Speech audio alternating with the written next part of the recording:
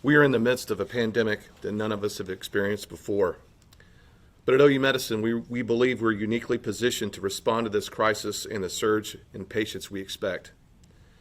Today, we are announcing our surge plan, which has been completed in coordination and collaboration across many partners, specifically in first our academic partner, OU Health Sciences Center, and coordinated across our health system partners in the city and the state, county agencies, Governor Stitt's office, and the Oklahoma Hospital Association.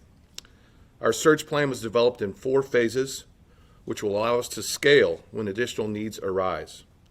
Also identifies beds across all OU Medicine facilities in Oklahoma City and in Edmond, as well as accelerating our bed tower project that's been under construction since 2017.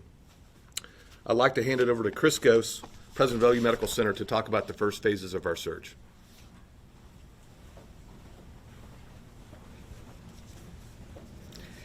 Good morning. Thank you, Chuck. As Chuck said, physician and hospital leaders have been collaborating to update our surge plan for a viral pandemic plan, specifically COVID-19 in this case.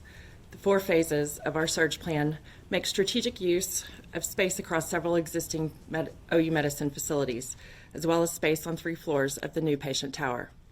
The spaces that we have identified will allow us to house patients 40% beyond our normal hospital capacity. In our existing facilities, we have identified space for additional beds in OU Medical Center Edmond, the Children's Hospital, and the Ambulatory Surgery Center on the Oklahoma City campus. In our existing facilities, the strategy involves converting several non-traditional spaces, such as operating rooms and post-anesthesia care units, to house critical care beds.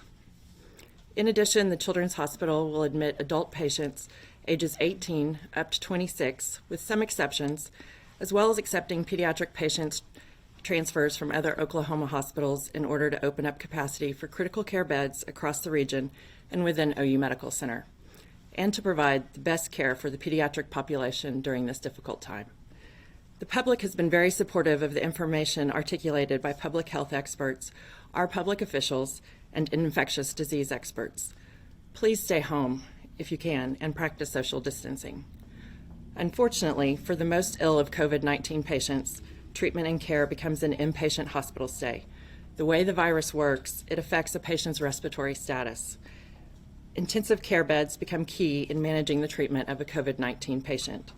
The OU Medicine Surge Plan is focused on expanding this capability for Oklahomans who need it.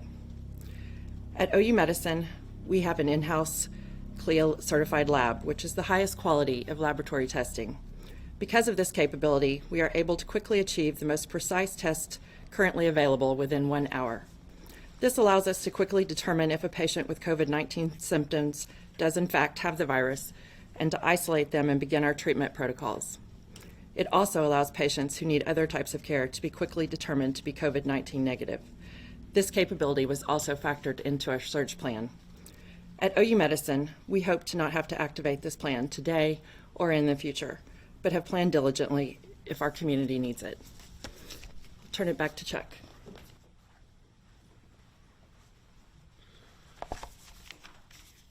As a final part of our surge plan, we are grateful to announce today the acceleration of construction of 3 floors of our new patient tower, floors 2, 5, and 6, which was originally scheduled to open in November, and now we're planning to open in the beginning of June.